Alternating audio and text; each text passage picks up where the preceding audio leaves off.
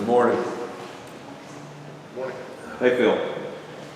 A lot of questions about Drake here. Where to start? I would say, are you surprised at how Asmack is? Are you surprised at how good he is at this point of the season? Just obviously, you thought probably knew he was pretty good, but just the throws he's making, and just control the offense and the production he's putting up. I'm not surprised that he's playing well. Because he's been here a while and we've worked with him, so you have a chance, I think, to really evaluate a guy because we give so many equal reps to all the quarterbacks. We've seen a lot of Jacoby and Drake even when Sam was here. So I just think I'm thinking back to when we were recruiting him, and I went and watched him in the regular season and watched him play live. He was always listed as a pro-style quarterback, and the first thing that I noticed the first time I ever saw him live, and I've said this numerous times, but I was very impressed with his mobility, and I didn't think anybody really gave him enough credit for, how well he throws on the run and how he extends plays with his athletic ability. And, that's, to me, he can make all the throws on the field. He's really, really good mentally. The competitive aspect to Drake helps him. And then you add the fact that he can extend plays and do some of those things. And can you ever predict somebody's going to be as prolific as he's been? No. You hope they all play that way. But there's no limitations in the resources Drake has that would make me feel like he couldn't do some of the things he's doing. So I am most happy with Ross, his progress every week. And I said the same thing about Sam. In this offense they have, we're much simpler, so they don't have a lot to think about, but they still think about and have more to do than the other positions. And so where progress can be made at quarterback in this system is mentally. And Drake just keeps getting better each week. You notice he's not leaping anymore. He protected the ball on Saturday. He's sliding more. He's not holding the ball as long. His feet weren't as busy in this game. So all of these things are things I brought up with regards to areas that we want to improve that with Drake. And all of those areas have continually gotten better. And I just think it's because you get from him what you emphasize, and he wants to be better. So he's always interested in knowing what the weak link is, and then that's what we address. Bill, to follow up on that, sort of the opposite side of that, a lot of times you see young guys that are incredibly talented. You see the high-end play. You also see massive mistakes at various points in games. Maybe games with mistakes or outweigh the positives. In that regard, did you maybe expect there might be a few more bumps in the road in terms of mistakes? Because it doesn't seem like if he makes one, he usually moves past it quickly and he doesn't let it come down. So I would say I agree with what you just said there. He does not ever let one play affect the next one. And I've said this before too, but Coach Brown always says, don't let one loss cost you twice, right? And that's exactly the way we see it from play to play. And that's with every position, but at quarterback particularly. You don't want the negative on the last play to affect the next play. And I think he does a phenomenal job, even in practice, if we have an errant throw or a misread or something, his mind's on the next play. And the best way to erase a bad play is to execute on the next one.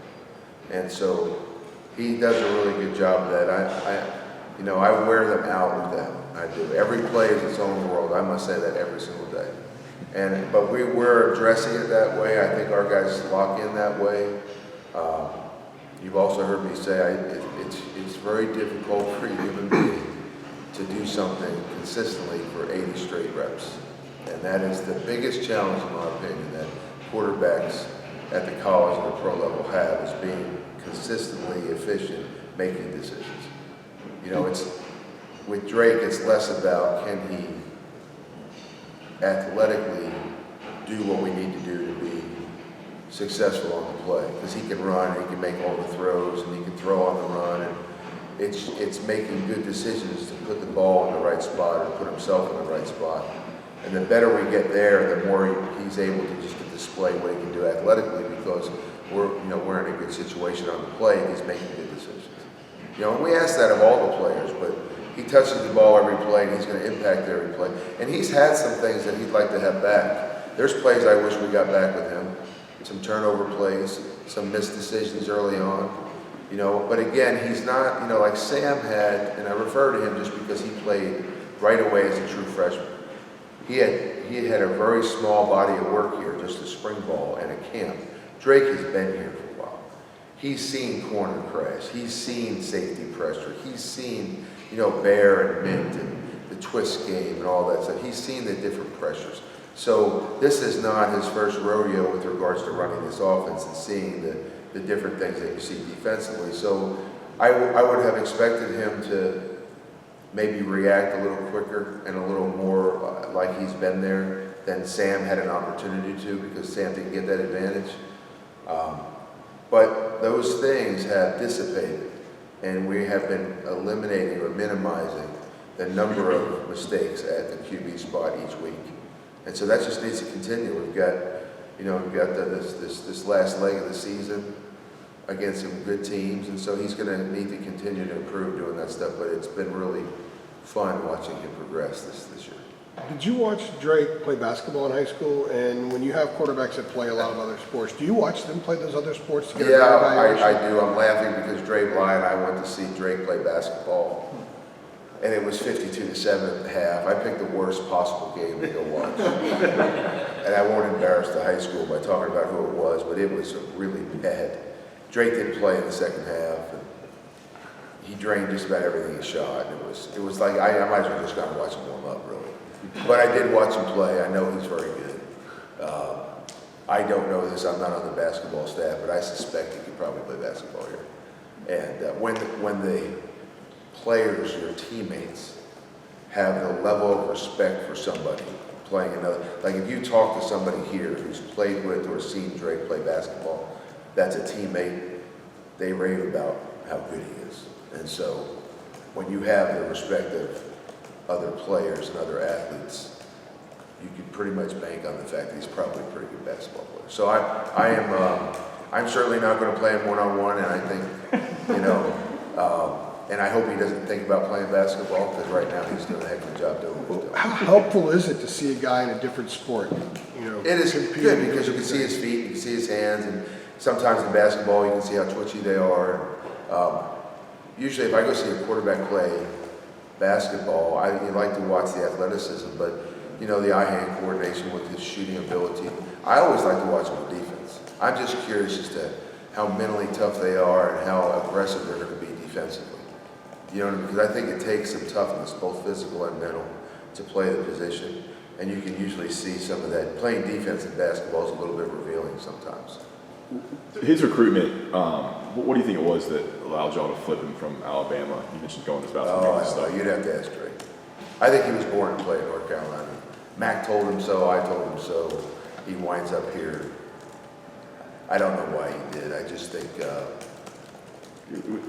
he's alluded to some things. I would ask him. The success of Sam Howell, I think, played a role. Well, Y'all get things going. I will say this. Drake has said the interest level increased when Coach Brown and the new staff came in, and the new offense, and the initial success that we're having was a little bit different, I guess, than winning 5 games in 2 years. And so he did say that changed some things for him. But as far as the actual reason, you'd have to ask him. It's not really something we've talked about much. The day I remember is just when he said he was coming here, and that's about all I needed to hear, was that he's coming here to be a Tar Heel. Did you ever give up? Did you ever give up in that? Absolutely not. There wasn't a time you thought, we're not going to give him. No, and when he called Coach Brown about committing to Alabama, I think Coach said, yeah, that's fine, we're going to keep recruiting you. and oh, by the way, you're going to be coming to North Carolina. I really think that's how the conversation went. I think Matt can tell you the same thing.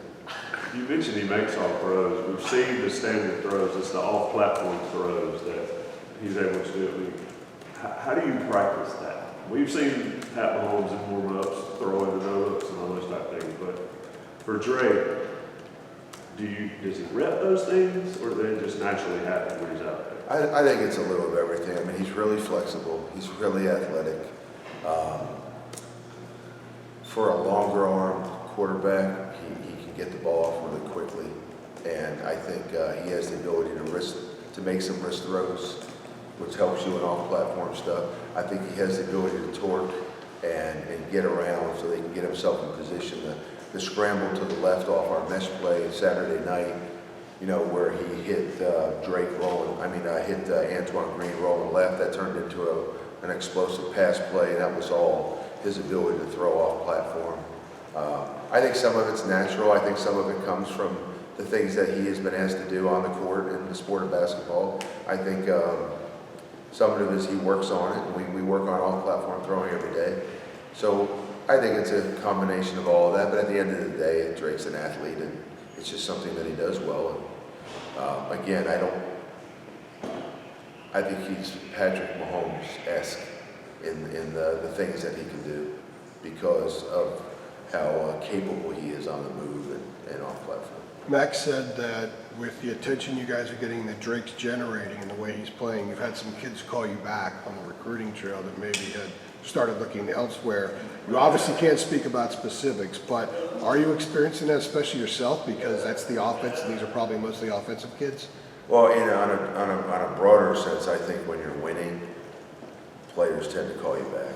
I think when you have a quarterback like Drake is and the way he's playing right now, you know, when you have a quarterback like Drake and he's playing the way he is, I think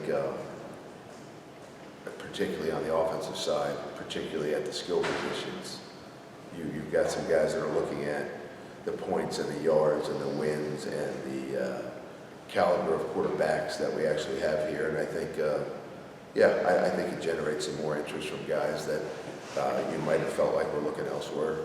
At the end of the day, and I believe Coach Brown would tell you the same thing also, he really doesn't care, nor do I, how good a kid is. If he doesn't have a burning desire to come here, then you let him move on, because otherwise they're going to look at the grass is green on the other side anyway. And so you just want kids that are dying to be here at the end of the day, particularly quarterback. Recruiting quarterbacks for me, I don't chase anyone. I just had a really good conversation with a quarterback and his family yesterday, and I told him, I said, I'm not going to chase you. If I've got to convince you to come here, you're the wrong guy. You got to come here because you love this place and you can see yourself here and you want to run this offense and you want to play at this school. You know, and I think that's how we feel at every position, but I have no interest in trying to convince somebody that this is, and I don't know that this is the best place. They have to decide that. But the guys that want to be here that are going to think about nothing but getting better while they're here, those are the guys that are going to be successful when they come here.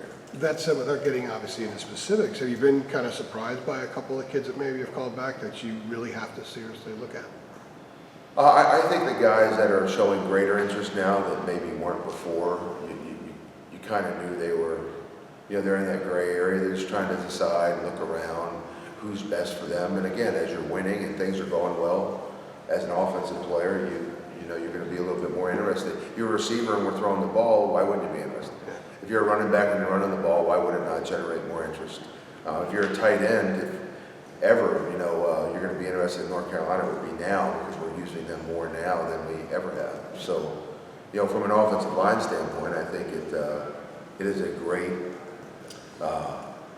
you can put up a really nice video resume as an offensive lineman here because we throw screens, we're throwing the ball, we run the football, we play in space. We're asking offensive linemen to do a little everything, so it gives them an opportunity really to display how versatile they can be as an offensive lineman, which obviously is helpful when you have scouts looking at you. So I think the way we're playing right now and the offense that we're in helps recruit. Phil, I could ask you about Drake all day, but with Virginia, what's your assessment of Virginia with those guys coming next? I mean, obviously, offensively they've hit some bumps, but defensively I don't think they've given up a touchdown in 2 games. Yeah. Just like, what are you seeing as you're digging into them? They're very good defensively. They play well together. You know, some of that's coach speak. I mean, they do. They fit the run up together. They play multiple. They may play multiple coverages now. So they will play some man. They'll play some zone. They're going to be in 2 high. They're going to be in 1 high. So I think different than maybe different than 3 of the last 4 games. They're going to be. They're going to show us different pictures from a coverage standpoint. And the guys are pretty good at what they do, and they understand their scheme. The picture's not going to be the same from one to the next. They're not as big a pressure team as maybe what we saw last week. I don't know how you would be. but when they pressure, it's effective. This one is a little bit more of a mental challenge, I think, in terms of when and where we're throwing the football. And then, up front, they give you the same thing. There's a little bit of mint, there's a little bit of odd, there's some bear, and then they get some oddball fronts, and they'll base everything out of their 4 down, but they give you enough of everything else that you have to work against everything, and you've got to be prepared from an assignment standpoint against everything. So this week, maybe probably the biggest concern after just looking at it last night and this morning is a little bit of the multiplicity that they have schematically. When you say that, just to follow up on that real quick, when you talk about it being more of a mental challenge, do you mean specifically maybe in the RPO game where the quarterback has to make that decision? Is that what you mean? No, in the RPO game, it doesn't matter what covers they're in. If they're open, they're open. They're open, we're throwing it. If not, we're going to run the football. That's actually probably the one area that helps us against a team like this, if there's no more thinking with regards to throwing the RPOs. But from a coverage standpoint, receivers are, they're going to run some things a certain way based on what you do from a coverage standpoint, and there's more of those situations because of the library of coverages that they have. And then up front, if you're going to sit in one front, we know how to block that. If you're going to play 3 or 4 from down to down, you have to make assignment adjustments and understand, hey, I've got mint this time.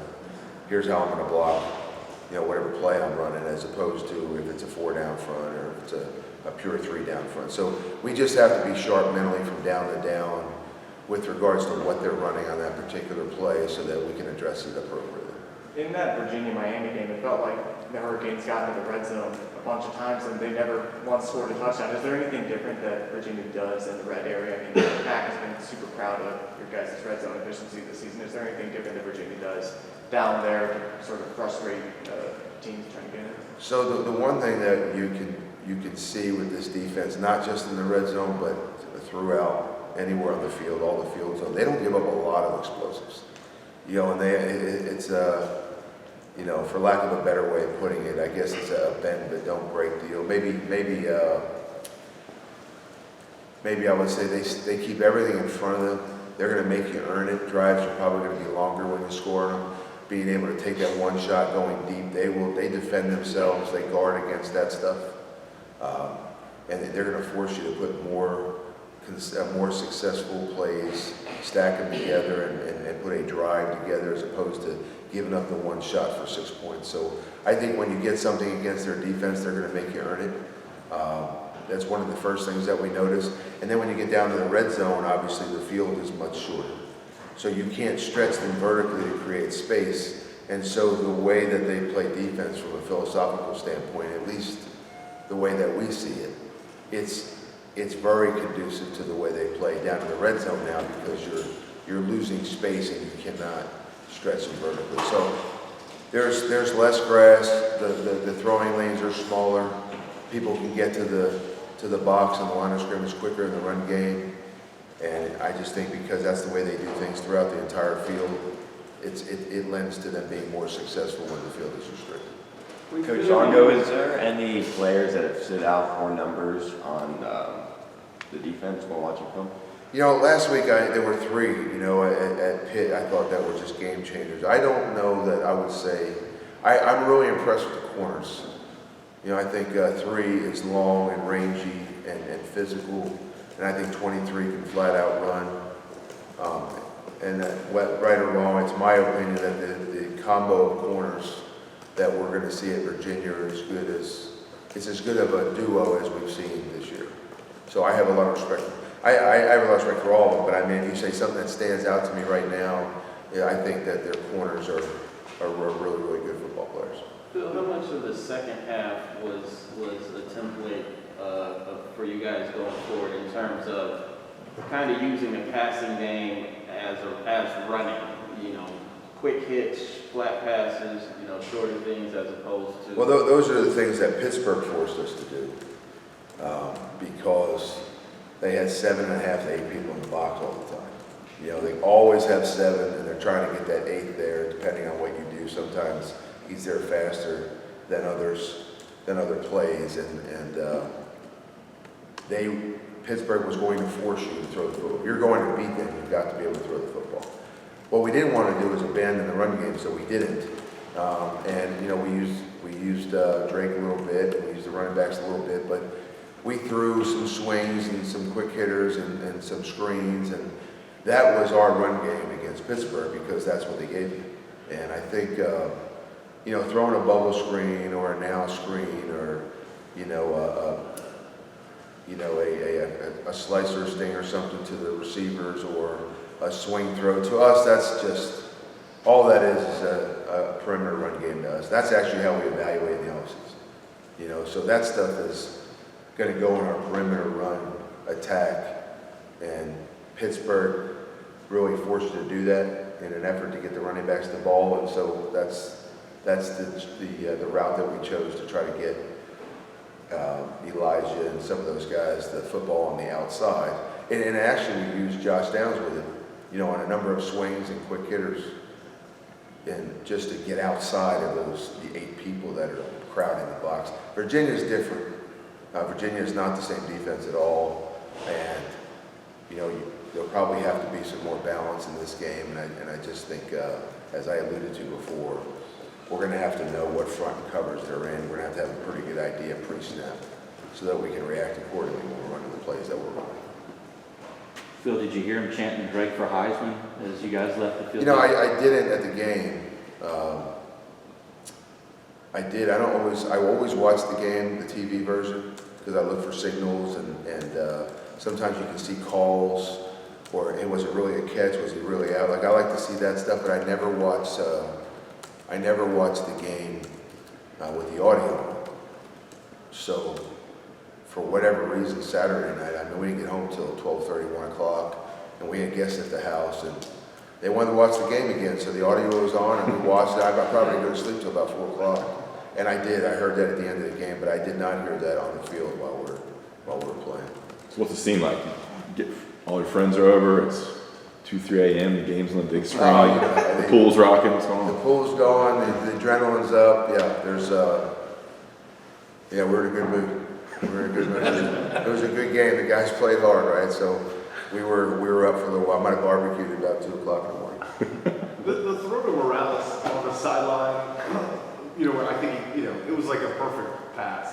But is that one that sort of stands out as like, man, he really can't put the ball wherever he needs to? That was a tight space. There wasn't much room. Morales obviously dragged the foot to get in.